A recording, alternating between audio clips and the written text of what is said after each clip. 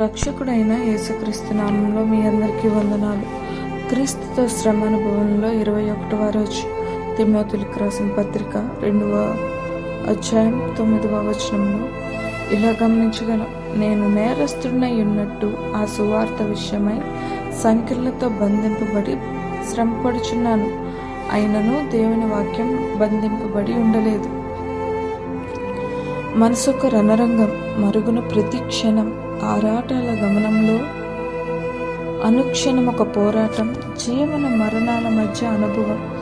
సిలువను వీక్షిస్తే సమాధానం కదా.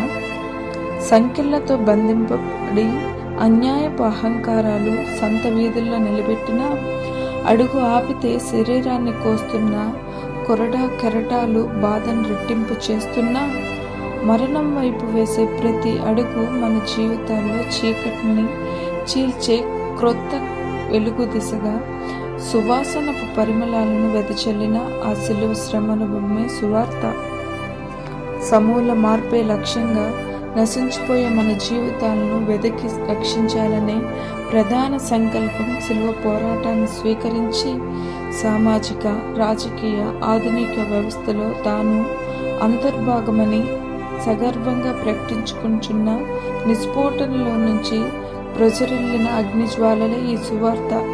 అసమానతలు, అణిచివేతలను పటాపంచలు చేసి అజ్ఞానాన్ని, అంధకారాన్ని తరిమివేసే పాప బంధకాలు విడుదలకు తాళపు చెవి సువార్త అని గ్రహించిన జీవితాలు వాస్తవ రూపం ధరించిన ఈ వర్తమానంలో విశ్వాసులపై అపవాది చేస్తున్న యుద్ధంలో సువార్త ధ్వజం క్రీస్తు రాకడ కొరకు సిద్ధపాటు కొరకు పరుగులు తీస్తుంది. నిరంతరం సామాజిక వైరుధ్యాలను తట్టిలేపుతూ వాటి బహుముఖ రూపాలను వెలికి తీస్తూ వాటితో తలపడుతూ ప్రజలను పరిష్కర్తలుగా తీర్చిదిద్ది జీవితాల మార్పు దిశగా సాగడమే సువార్త గమ్యం. సువార్తను ప్రకటించే ఆసక్తి నీకుంటే బంధించే బంధకాలను బద్దలు కొట్టి ఆహ్వానించే ద్వారాలు తెరవబడతాయి.